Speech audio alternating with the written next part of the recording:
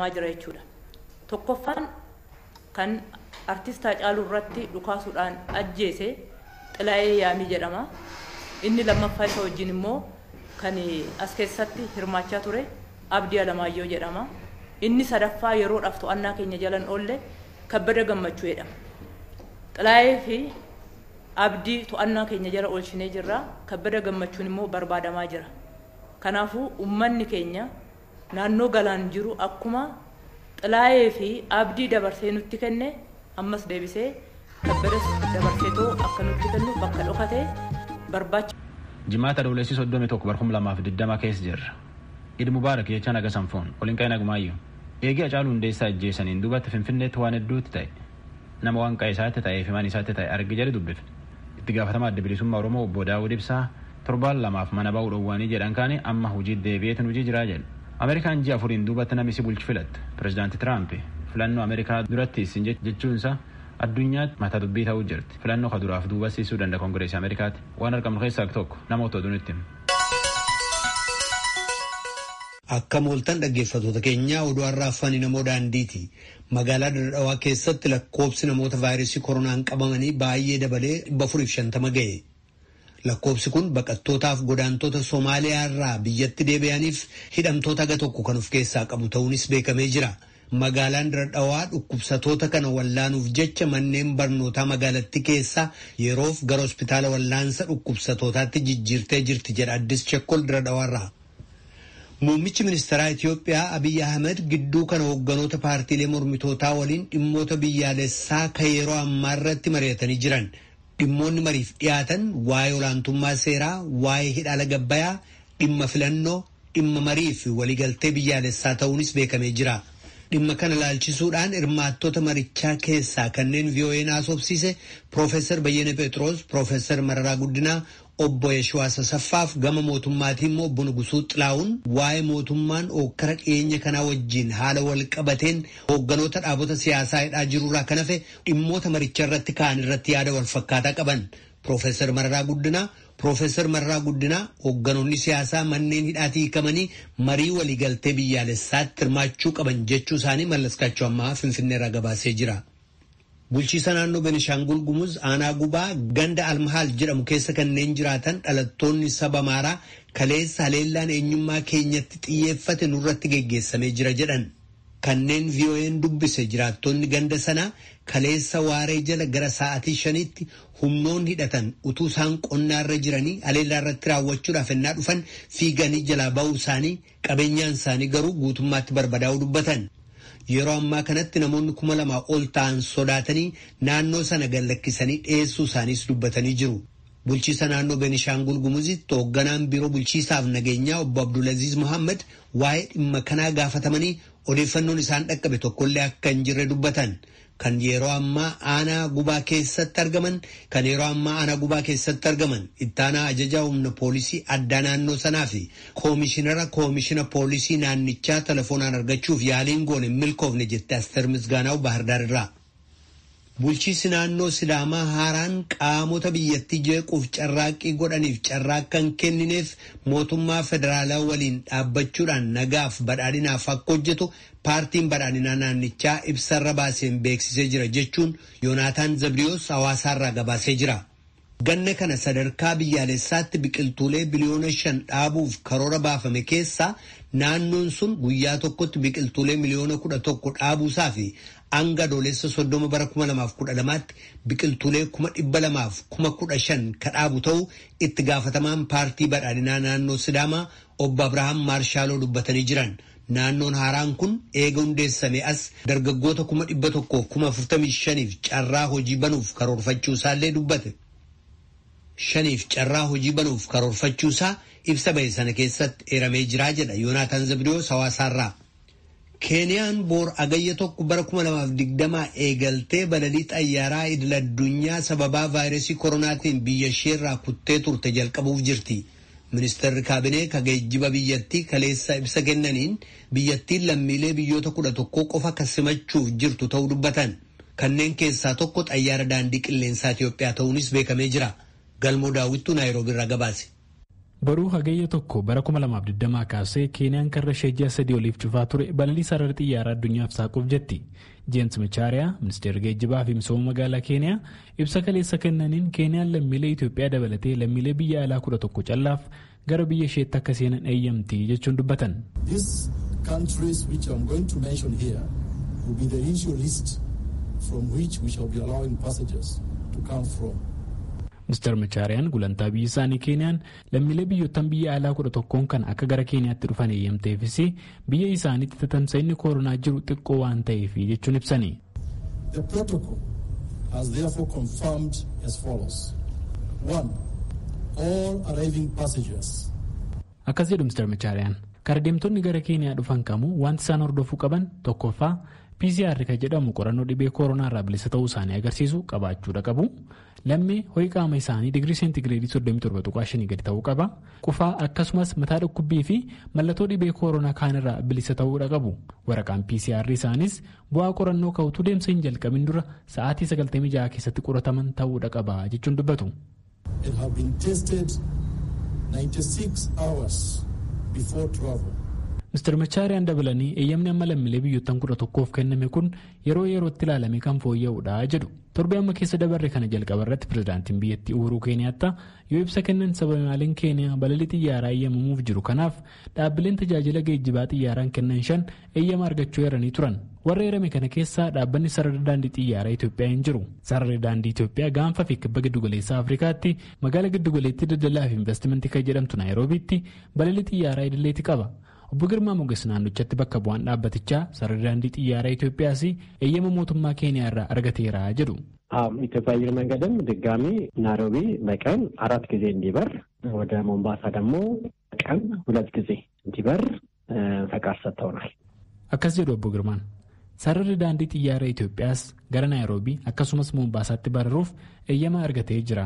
Borganama sararawwan daandii xiyyaaraa gara biyyanaatti dhufan keessaa tokkos sarara daandii Itoophiyaati jechuun dubbatu. ወደ ናይሮቢ የሚበረው በመጀመሪያው ቀን ኢትዮጵያ አየር መንገድ ነው። Har'as ministeerri fayyaa Keeniyaa akka beeksisetti biyyattii keessatti sa'aatii 24 darban kana qofaa keessatti namoonni 16 dhibee koronaan lubbuun darbuu 700 ol ammoo dhibee kanaan faalamuu isaanii foomsee jira. Gabaasa Sagalee Ameerikaaf Galmoo Daawit Naayiroobii. Kadhagaa jirtanas Waashingtan DC irraa kadabru raadiyoo Sagalee Ameerikaa sagantaa afaan Oromooti. Yuunaayitid Isteets keessatti lakkoofsi namoota vaayirasii koronaan qabamanii fi dhukkubichaan du'anii dabaluutti fufee jira. Aangawoonni eegumsa fayyaa biyyattii olaanoon 3 haala itti mootummaan White House dhukkubichaaf deebii kennaa jiru irratti har'a koree mana maree Yuunaayitid Isteets duratti dhugaa ba'aa jiran. Ogeessa olaanaa dhimma dhukkubsatoota daariqaa biyyattii Dr. Anthony Fauci, Daayirektara Waaltaalee To'annaa fi Ittisa Dhukkubootaa Dr. Robert Redfieldiif mootummaa Tiraampiti hoogganaa dhimma qorannaa vaayirasii koronaa kataan ittaana ministeera fayyaa biyyattii Admiral Brett Gowriiti ogeeyyiin olaanoon har'a koree mana maree duratti dhiyaachuudhaan yaada isaanii kennan. Yuunaayitid Isteets keessatti agammaatti namoonni COVID-19 qabaman gara miliyoona 4 walakkaa yoo ta'an kanneen vaayirasichaan du'an immoo 152,052 ta'anii jiru. Guutummaa addunyaa irratti lakkoofsi namoota vaayirasichaan qabamanii walumaa galatti miliyoona 17,300 ga'ee jira. Pireezidaantii Yuunaayitid Isteets Doonaald Tiraamp kaleessa sagaleen filannoo xalayaa erguudhaan kennamu filannoo pireezidaantummaa baatii sadaasa dhufuu geggeessamu dhuga dhabeessa yookaan immoo kan sobaa taasisuu mala jechuudhaan yoo yeroo filannoo achi butuun danda'ama ta'e gaafatanii jiru. Yaanni Tiraamp fuula Tiwiitara isaanii irratti kennan kun waajjira mana maree Yuunaayitid Isteets yookaan immoo Kaapitool Hiil bakka ministeerri dhimma alaa Yuunaayitid Isteets Maayik Poompiyoo dhuga ba'iinsa kennaa jiranitti walfalmii kaasee jira. Gabaasaa Sindiseen soraatu dhiyeessa. Wanta pireezidaantii irraan dhaga'in pireezidaantiin Ameerikaa Doonaald Tiraamp filannoo bara kanaa duras sinaa jedhetiin dubbate. Ameerikaan guyyaa 160 keessa pireezidaantii filatti. Namni gaafa filannoo kan dhufuu hin dandeenye immoo poosta ergeetiin filachuu danda'a. Kun seeruun biitanaati. Filannoo Ameerikaa dura dabarsinaa jechuu tan irratti ammoo addunyaan jecha pireezidaantii Tiraamp kanaan tun waamama jechuu jirti. Pireezidaantiin Ameerikaa filannoo guyyaa qabaniif irraa duratti fi duuba chochoosuu hin danda'u. Hojii isaallee miti. Filannoon Ameerikaa sadaasa 3 irra oolti. Duratti niittu duuballee itti niittu. Kongireesii Ameerikaa seera kan baas qaraayyuu. Tiraamp ammoo aga nami cuftii itti qophaa'utti filannoo tana dabarsuu mallee jedhe. Paartii Demokiraat keessa namni hedduun jecha Tiraamp kanaayyuu maadeffatetti ministeera haajaa alaa Ameerikaa Maayik Pompeyootiin Tiraamp filannoo duratti sun danda'amuu hin danda'u jedhanii gaafatan. akkana jedhe Pompeeyoon filannoo dhugaa taname cuftii abdii keessa qabaateetiin itti gammadu qabaachuu feena jedhe. Kongireesmaan Tom Udall nam paartii Demokiraat keessa hojjetu. Trump filannoo dhufti irratti yooyyuu fakkeenyaaf mo'ame jedheetiin nam dhibii dabarsuu isaa irratti shakkiin jiraachuun Demokiraasii Ameerikaa tan addunyaa irratti qancarsuu jiraa jedhu. Yooyyuu Trump filannoo baraanaa irratti mo'ameetiin irra buutiidha atmaan jettaa jedhanii gaafatan Mike Pompeo ministeera ajaa'ila Ameerikaa akkana jedhu. Senator an waan marroo 15 sila jedhan kana eellee waan iyyoolleen jedhu an akkum duruuyyuu jecha ba'e seeraa feeraan buluu fedha duriillee sunumaan deema ammallee tanuma jiraa jedhe Pompeoon. Mana marii Ameerikaatti itti gaafatamaan paartii Ripaablikaan Kevin McCarthy pirezidaantiin Ameerikaa namii poostaa ergeetiin abbaa fedhe filachuu danda'a jechuu irratti yaaddoo qabaatullee seera federaala keenyaa keessatti barii filannoo dhiif tokkolleen hin jiru filannoo ta'e durumatti hin deemmachuu mallee jedhe.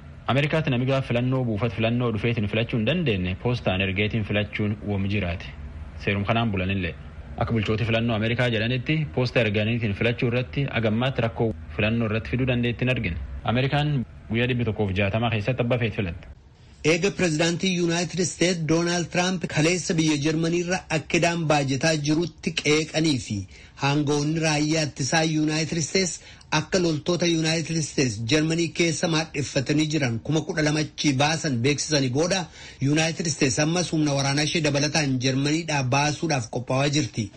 Raayyaa ittisaa Yuunaayitid Isteetsitti dameen ajaja Afrikaa har'a akka beeksisetti ka jalqaba bara 2008 irraa jalqabee magaalaa Stuttgart dhaabbatee jiru waajjira isaa muummicha achi baasuuf karoora jalqabaarra jira. Raayyaan ittisaa Yuunaayitid Isteetsi ajajni Afrikaa godaanuuf akka karoorfachuu jalqabu itti himamee jira jechuudhaan raayyaa Yuunaayitid Isteetsitti ajajaan damee ajaja Afrikaa Jeneraal Stephen Townsend dubbatanii jiru. Ta'us garuu filannoolee kabiraa xiinxalee bakkawwan filatee aga murtiirra ga'utti baatilee hedduu akka fudhatu dubbatan. Dhaggeeffattoota keenya oduun har'aaf qabnu kanuma. Biyya afaan Oromoo caqasuu jirtan. Hayyidura adda bilisummaa Oromoo obbo Daawud Ibsaa torbaan lama mana baa'uudhaan kaane amma akka biiroo abaa'oota gulillee jirtu deebi'eetiin hojjate hayyuu eeyyamanii jedhe. Sahay Daamtootti dubbise. Hayyudureen adda bilisummaa Oromoo obbo Daawud Ibsaa har'a waajjira adda bilisummaa Oromoo magaalaa Finfinnee Gullalleetti argamutti hojii idilee isaaniitti deebi'anii hojjechaa akka jiran ibsaniiru.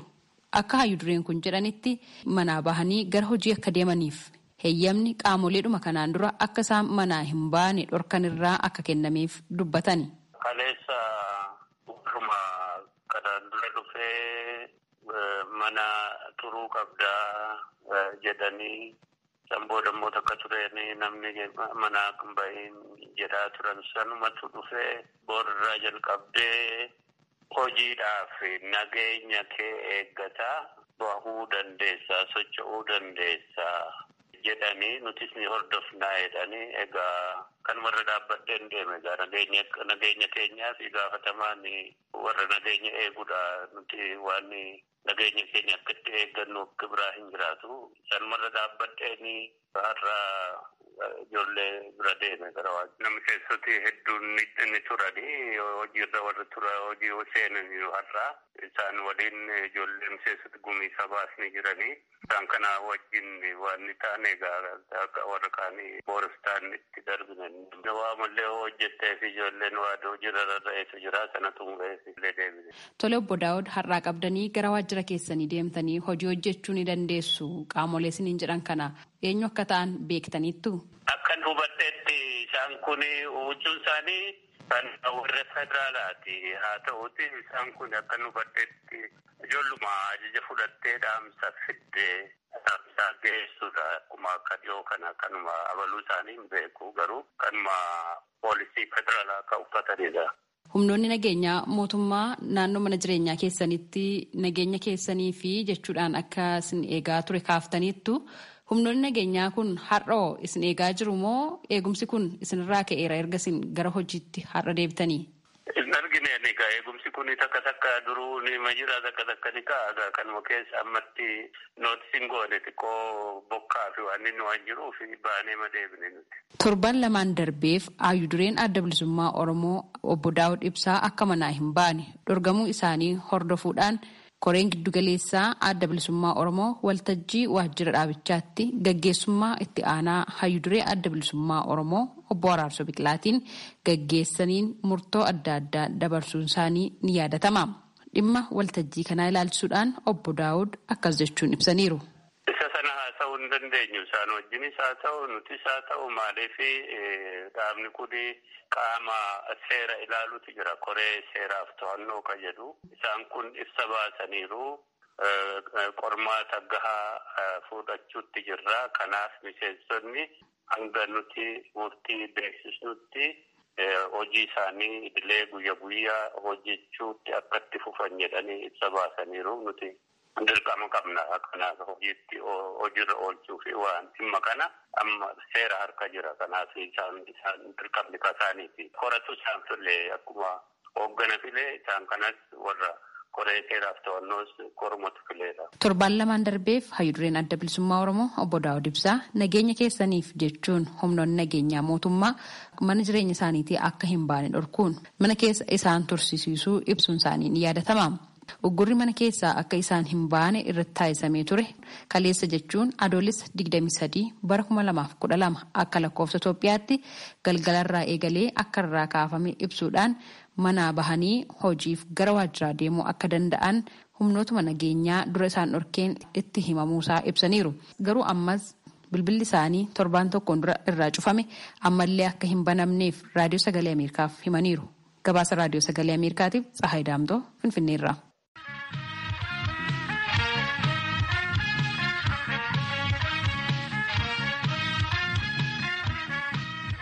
Biyya afaan Oromoo caqasuu jirtan.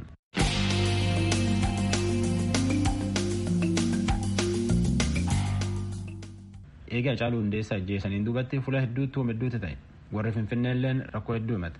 Namni Finfinnee dubbifni tokko waan qa'ee isaatti mana isaatti ta'e jedha arginutti tujubee dubbise. Poolisiilleen tadadhaa deebi'an. Artist Hacaaluu Hundeessaa erga ajjeefamee booda kanneen miidhaan irra ga'e hedduudha. Kanneen keessaa tokko jiraataa magaalaa Finfinnee kan ta'an obbo Ismaa'eel Abbaa Biyyaati. Obbo Ismaa'eel akka jedhanitti borumtaa Hacaaluun ajjeefame gareedhaan kanneen wal fiigsisaa turan ituu hin yaadin mana isaanii seenuu dubbatu. Innaa sana maal akka uumame akkasitti naaf ibsan.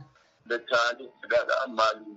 Maktaabii mana kootii hin nafne kan maal tokkos hin nafne sana waa hundaayyuu dhiibii mana keessaa keetti manni dhiiga qofa bakka dhiiga qofa amma walaayii girgiddaa isaayyuu inni qabne qeerroon qasanii dhufanii seenan wala qasanii seenanii nama ulaarraa banee barri dhufanii galan jarri. Ala jarri natti asmu qasan bakka waan afaan Oromootiin anaasaa jiru kennaan. Antaalooniidhaaf mana hirribaa tokko ijoollee qeerroodhaas mana sarviisii jira sarviisiis garaaf hin dhiisu ijoollee qeerrootti mana guutuutti dhufanii namni ijoolleen. Namoonni mana isaaniitti seenan meeqa akka ta'an adda baasuu danda'u yoo ta'e qeerroon maaliif ari'atamaa dallaa isaanii akka seenan obbo Ismaa'eel gaafatamanii.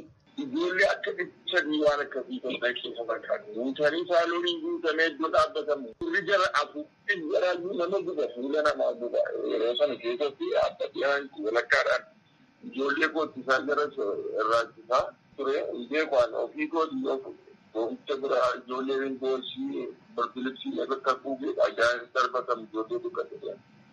Obbo Ismaa'eel akka jedhanitti dallaa koo keessatti ijoolleen reebaman fuullee dallaa kootitti illee kan du'an jiru jedhanii waraqaa eenyummaa nama du'ee tokko of harkaan qaba jedhaniiru. Ijoollee kan falaqan ijoollee duubaa ija jaamsanii ijoollee dhiiraas akkas harka caccabsanii jiba caccabsanii jiba caccabsanii. Dallaakoo keessatti barrii koorratti kan du'an ijoollee lama. Kan tokko ammalaa hundinaan isaan harka jira. Waraqaan isaa jechuun mattaawoqiyaan isaatii bitoorii waan akkasii kana jira. Kan bakkee irratti faca'ee jala achumaan kaasee akkasii qabe ta'a. Maqaa isaa yoo barbaade dhahuun hin danda'amu. Obbo Ismaa'eel ijoollee koo kutaa tokkotti galchee dhakaan akka hin arganne firaashii jala dhoksee miliqneerra jedhanii qabeenyaan mana isaanii keessa jiru garuu manca'uu dubbatan. Kanneen dallaa koo weeraran erga adeemanii booda poolisiitti iyyadhe poolisiinis dhufee ijoollee miidhaan irra ga'e fuudhee deemee jedhan obbo Ismaa'eel. Kutaa Kolfee Qaraaniyooti itti gaafatamaan buufata poolisii Ayyer Xeenaa Koomaandar Siisaay Disaasaa guyyaa sanatti maal akka uumame Mallas Kaachoof innaa ibsan gochi wal fakkaatu raawwachuusaa dhugaa bahaniiru. Akka jecha isaaniitti waxabajjii 23 dargaggoonni ajjeechaa aartistaa Hacaaluutti mufatan naannoo Alam Baank jedhamutti komee isaanii ibsachaa turan. Gareeleen adda addaa jiraachuullee ibsaniiru. Gareelee kanas gorsanii gara dhufanitti deebisuu isaanii yaadachiisanii jiran. Haa ta'u malee san booda walitti bu'iinsi uumamuusaas ibsaniiru. ነገር ግን መሀል ላይ ወደ ኪዳነ ምሕረት መድረሻው አካባቢ ላይ ከትሮፒካል በታች ከመንደር አካባቢ ላይ ተደራጅተው ሌላ ወገን የወጡ ወገኖች ጋራ ግጭት ተፈጥሯል፣ ተጣልተዋል። ግዱድማን ገረ ናኖ ኪዳነ ምሕረት ጀደሙቲ ትሮፒካሊidha gaditti ganda keessaa ijaaramanii lammiiwwan dhufan walii walitti bu'an. Nutis bakka turreerraa naannoo sana ga'uu yaallee jirra. Rakkoo sana tasgabbeessuuf yaalle. Gam lamaanuti kanneen miidhaan irra ga'e turan. Kanneen miidhaan irra ga'e gara buufata yaalaatti geessine. Kaan immoo miidhaan nurra ga'uu mala jedhanii waan sodaataniif dallaa namaa seenanii turan. Eessa dhaquu akka barbaadan gaafannee geggeessineerra. Buufata fayyaa kanneen turanis gargaarsi sadarkaa duraa godhamee fi ogeessonni fayyaa xumurreerra waan jedhanii nuu mirkaneessaniif karaa yoo bu'an ni miidhamna jedhanii waan sodaataniif konkolaataa bulchiinsaatiin naannoo yoo deemne miidhaan nurra ga'u jedhanii geenyee jirra. Kaan immoo kanneen kumatti hedaman haleellaan nurra ga'uu mala jedhanii kan sodaatan dallaa namaa kan seenan jiru. Nutis daangaa Oromiyaatiin geenyee gorsinee geggeessinee deebinee jedhan. Kanaan duras magaalaa Finfinnee keessatti walitti bu'iinsi wal fakkaatu uumame lubbuu namaa hedduun darbee jira, qabeenyaanis manca'eera. Ajjeechaa aartist Hacaaluutti aansuudhaan jeeqama uumameen isa kana duraatti bifa adda ta'een jiraattonni magaalaa Finfinnee hangi tokko ofii keenyaaf qabeenyaa keenyaaf eegumsa goona jechuudhaan innaa socho'an argamu. Kun immoo naamusa nagaa eegumsa mootummaaf bifa seera hordofeen yoo hin qindaa'in gaarii akkan ta'in hedduun qeeqaniiru. Komaandar Siisaay Disaasaa kana laalchisee akkas jedhan. ማንም ሰው ቅር ብሎት በህጋዊ መሰረት ቅሬታውን ሊያሰማ የሚመጣ አካል ሊኖር ይችላል። ያንን ቅሬታውን አሰምቶ በጥሞና መሄድ አለበት። ነገር ግን ህግን ቢተላለፉ እንኳን ህግ አስከባሪው እንጂ ህግ eenyuyyuu kan komee qabu karaa seeraan komeesaa dhiyeeffachuu danda'a. Komeesaa sanas dhageessifatee nagaadhaan deebi'uu qaba. Garuu seerarrallee yoo daddarban qaama seera eegsisutu seera eegsisa malee eenyuyyuu qaama lammaffaaf sadaffaa ta'e walitti bu'uun akka irra hin jiraanne wal amansiisnee turre. Kanneen kunis dahatanii kanneen dhagaa darbanii miidhaa geessisanii. Itti fufee rakkoon akkasii akka hin uumamne dargaggootas hawaasichas hubachiisnee jirra jedhan. Mootummaaf Komishinni Mirga Namaa Itoophiyaa dhiittaa mirga namaa uumamaa jiru kan qorataa jiru ta'uu beeksiseera jedha. Mallas Kaachoo Ammahaa Finfinneerraa.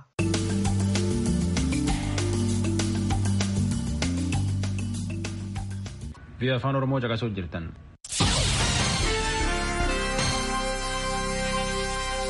Kanatti aansinee ibsa gulaalaa kan imaammata Yuunaayitid Isteetsi calaqqisu isiniif dhiyeessina.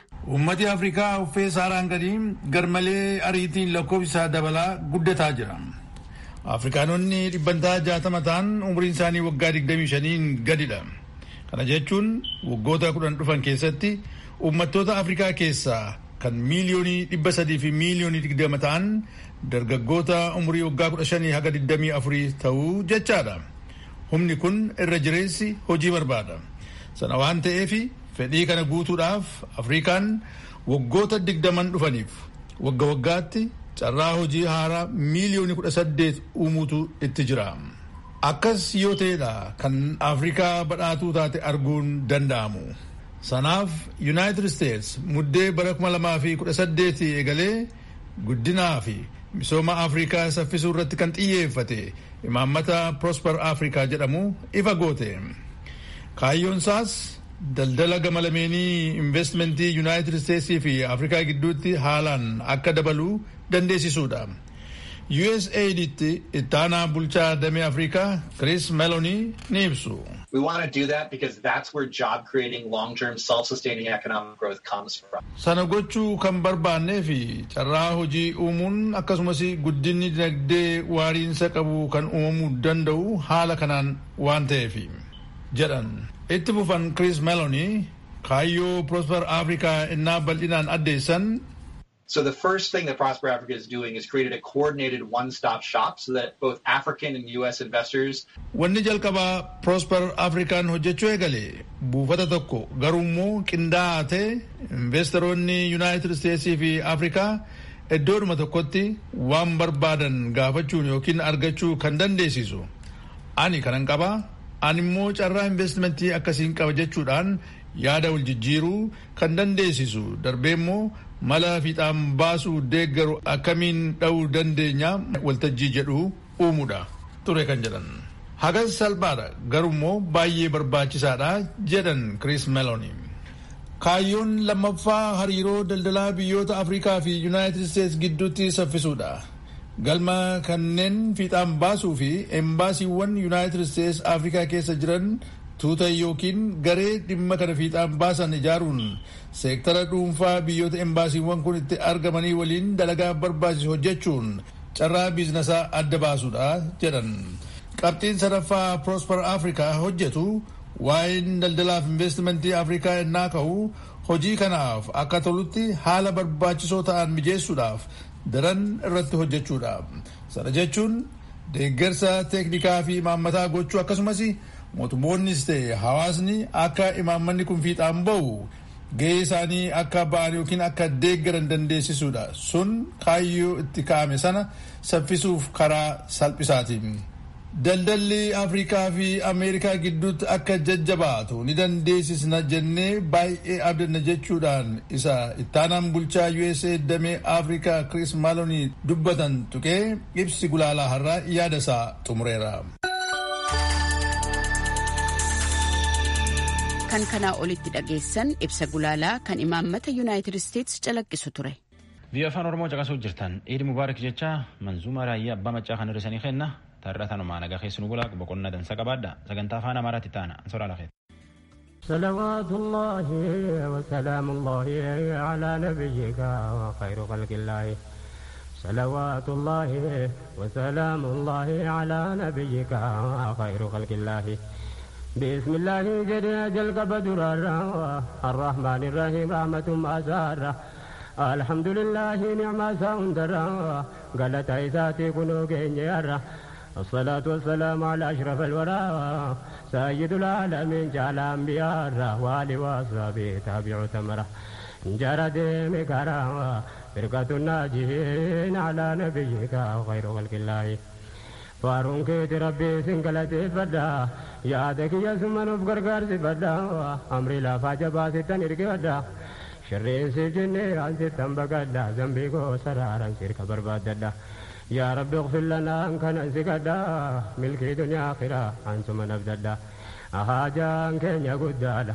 مبكى نوغهي على نبيك خير خلق الله لا شريك لك كما لوانجرو موتي موت وني عزيز يا جبارو يا كان برينك مو اركم كيرو أبا فدي شومي أبا فدي شارو غوفتا جبسي غايو كولو غرغارو ني أرغون دوام مخلوق نتجرو جارا كرا حقي رد والغرغارو كم باطل ديكي حقي غدي جارو آمس نبيكا كان جالين الرجرو جارا حقي ديكي باطل إجارو إجماني لالا إنجر جارو نارو نمني كجيل جيني تججيرو نمني جلسيس كان كجيل جنجيرو عليم قدير فسبحان الله على نبيك خير خلق الله السلام عليكم يا أمة طه ربي